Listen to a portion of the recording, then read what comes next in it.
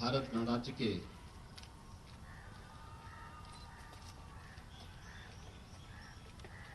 उनहत्तर वर्ष पूर्ण होने के अवसर पर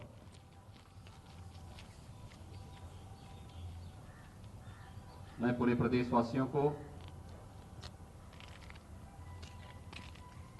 हृदय से बधाई देता हूं। आज पूरा देश अपना 70वां गणतंत्र दिवस मना रहा है।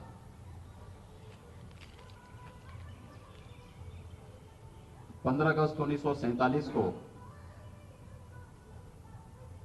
सैकड़ों वर्षों की आजादी के बाद,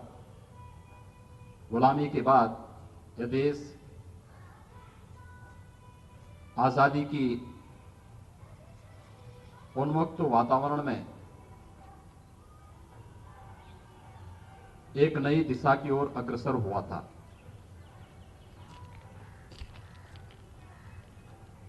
लेकिन आजादी को अक्षुण्ण बनाए रखने के लिए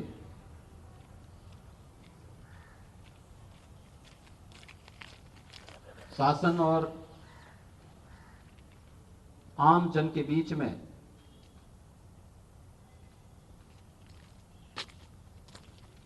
एक बेहतर संवाद के लिए और शासन की योजनाओं को समाज के अंतिम पायदान तक पहुंचाने के लिए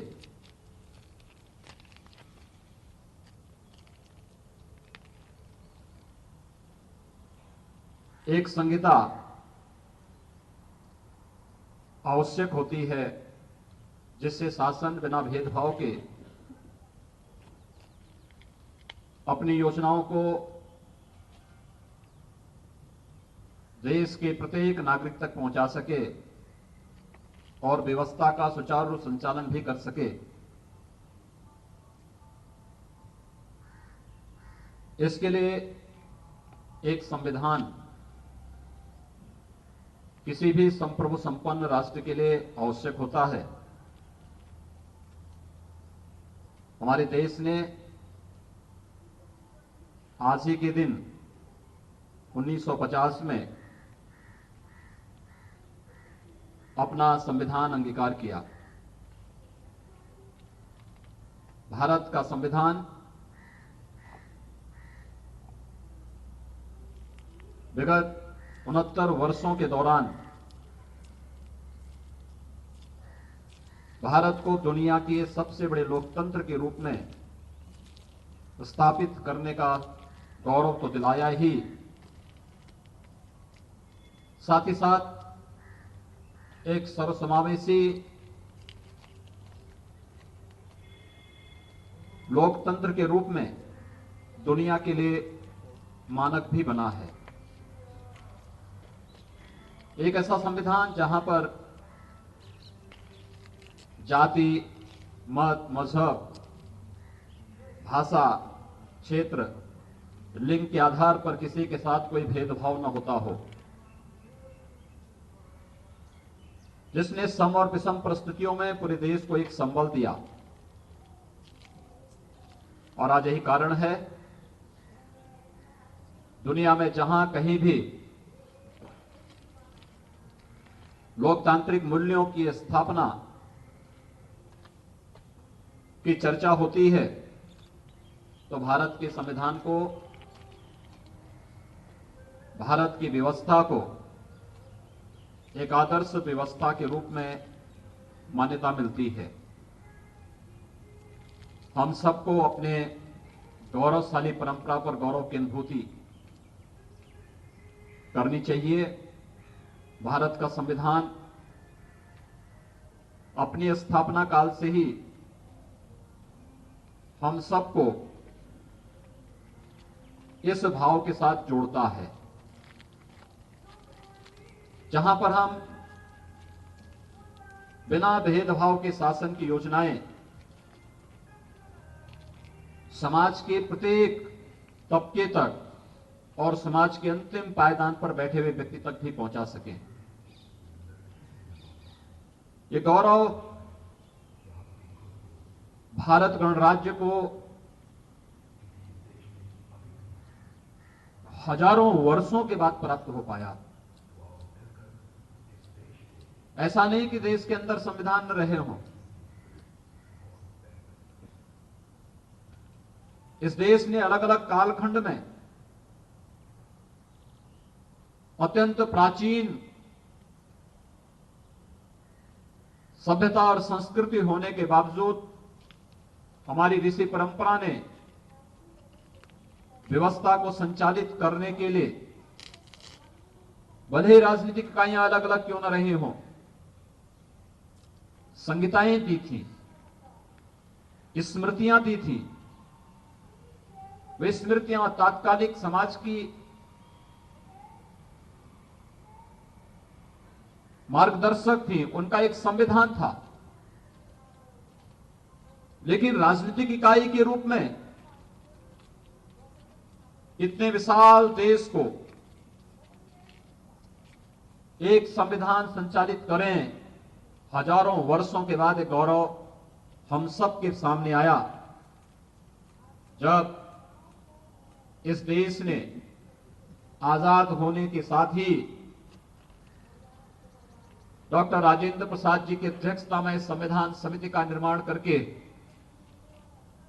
इस संविधान को कैसे हम लिख करके दुनिया के एक आदर्श संविधान के रूप में स्थापित कर सकें, बाबा साहब डॉक्टर भीमराव अंबेडकर जी की अध्यक्षता में मसौदा कमेटी ने लगातार इसके लिए जो परिश्रम किया, उसका परिणाम था कि 26 जनवरी 1950 को भारत ने दुनिया के सबसे बड़े लोकतंत्र के साथ ही जिस संसदीय लोकतंत्र की प्रणाली को अपने यहां स्वीकार किया, वह भारत के संविधान की देन है। आज हम सब भारत के संविधान के कारण ही एक समान मताधिकार के साथ, जिसमें न जाति का है, न मत का है, न मजहब का है, न क्षेत्र का है, न भाषा का है, न लिंग का है, बिना भेदभाव की इन योजनाओं का लाभ इस देश के अंदर हर नागरिक ले रहा है। हम सबका दायित्व बनता है कि अपने इस संप्रभु संपन्न राष्ट्र के इन प्रतीकों का सम्मान करते हुए, चाहे वह भारत का संविधान हो, भारत की आन बान शान का प्रतीक भारत का राष्ट्रध्वज हो, भारत के स्वाभिमान का प्रतीक भारत का राष्ट्रगान हो या राष्ट्रगीत, इन सब को भरपूर सम्मान दें और उनके द्वारा दिखाए गए उन मार्गों का अनुसरण करें जो भारत की एकता और अखंडता को सम और विषम परिस्थितियों में अक्षुण्य बनाए रखने में अपना योगदान दे सकें। या न केवल हम सब के लिए अपितु आने वाली पीढ़ी के लिए भी, उनके उज्जवल भविष्य के लिए भी यह आवश्यक है। एक बार पुनः 70वें गणतंत्र दिवस के अवसर पर मैं पूरे प्रदेशवासियों को हृदय से बधाई देता हूं, अपनी शुभकामनाएं देता हूं। देश के सबसे बड़े राज्य उत्तर प्रदेश भारत के गणतांत्रिक मूल्यों की रक्षा के लिए पूरी तरह प्रतिबद्ध है। प्रदेश ने विगत 2 वर्ष के दौरान लोक कल्याणकारी और जन कल्याणकारी जिन योजनाओं को आम जन तक पहुंचाया है, चाहे वह 18 लाख से अधिक गरीब परिवारों को आवास की सुविधा उपलब्ध कराने का हो, 2 करोड़ 60 लाख से अधिक परिवारों को स्वच्छ भारत मिशन के अंतर्गत शौचालय उपलब्ध कराने का हो, 3 करोड़ 55 लाख से अधिक परिवारों को सार्वजनिक वितरण प्रणाली के माध्यम से खाद्यान्न के लिए राशन कार्ड की सुविधा उपलब्ध कराने का हो, या फिर आजादी के बाद भी जिन परिवारों में रोशनी नहीं जा पाई थी, ऐसे 94 लाख परिवारों को निःशुल्क विद्युत कनेक्शन उपलब्ध कराने का हो, युवाओं के लिए स्किल डेवलपमेंट और केंद्र सरकार के द्वारा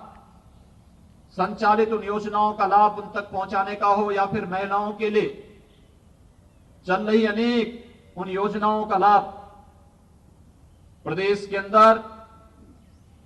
शांति और सौहार्द का माहौल बनाने का हो,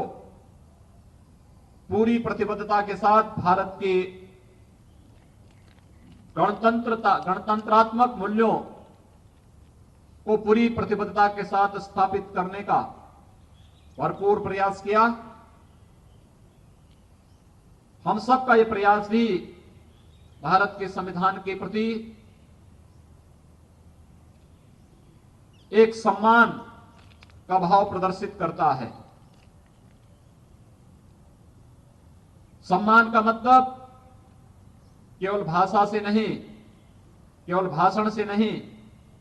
सम्मान का मतलब उन मूल्यों, उन आदर्शों को सही मायने में व्यवहारिक रूप से अपने आचार से भी और अपने व्यवहार से भी लागू करना है। और इस कार्य को हम लोगों ने भारत सरकार के साथ मिलकर के पूरी प्रतिबद्धता के साथ समाज के अंतिम पायदान पर बैठे हुए व्यक्ति तक पहुंचाने का कार्य किया है। आज के इस अवसर पर मैं उन सभी हुतात्माओं को, अपने उन बहादुर जवानों को जिन्होंने देश की सीमाओं की रक्षा करते हुए भारत की इन मूल्यों की रक्षा करने में, भारत की एकता और अखंडता की रक्षा करने में अपना योगदान दिया है, उन सबको विनम्र श्रद्धांजलि अर्पित करता हूं। मैं अपने उन बहादुर पुलिस के जवानों को भी, जिन्होंने प्रदेश के अंदर शांति की व्यवस्था बनाए रखने, कानून का राज स्थापित करने के लिए अपना योगदान किया है, जो शहीद हुए हैं, उन्हें विनम्र श्रद्धांजलि अर्पित करता हूं। और जिन्होंने अपने शौर्य और पराक्रम से अपनी सेवाएं प्रदेश की जनता को समर्पित की हैं, उन सब का अभिनंदन करते हुए आप सभी को देश के 70वें गणतंत्र दिवस के अवसर पर हृदय से बधाई और शुभकामनाएं देता हूं। धन्यवाद। जय हिंद।